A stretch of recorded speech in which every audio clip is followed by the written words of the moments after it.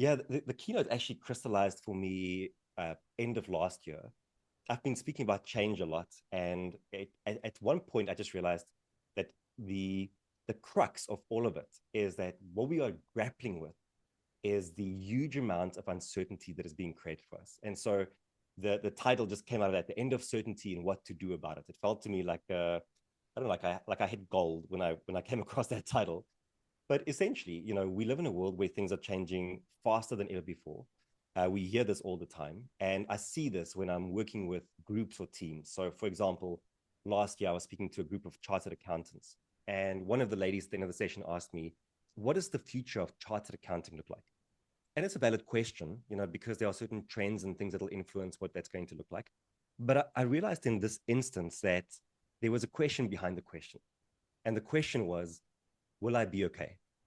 The question was, can you tell me what the very specific future look like so I can prepare in a very specific way for it? So what was she after? She was after certainty.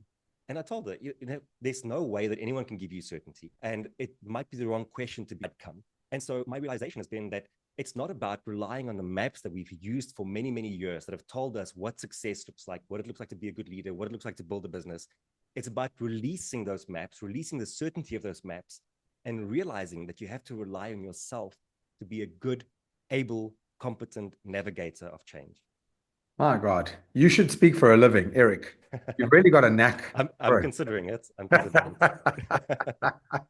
I suppose the big point of Rise is exactly that. Like you're trying to kick off the year with what's a forward-looking theme that we can just hold on to in the beginning of the year.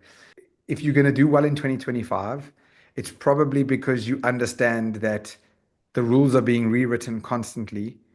And we as human beings naturally cling to certainty, and now we're afforded anything but. It perfectly ties in with Rise. Like January for me, I don't know what your perception of this is, but January for me is the most hopeful and optimistic time of the year.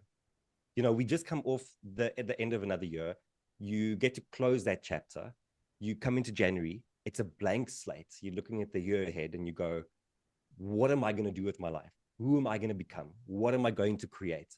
And you start jotting down all these resolutions and all these goals from the most optimistic, hopeful energy that you can muster. And then we look forward, and a lot of people end up failing in bringing those visions into reality.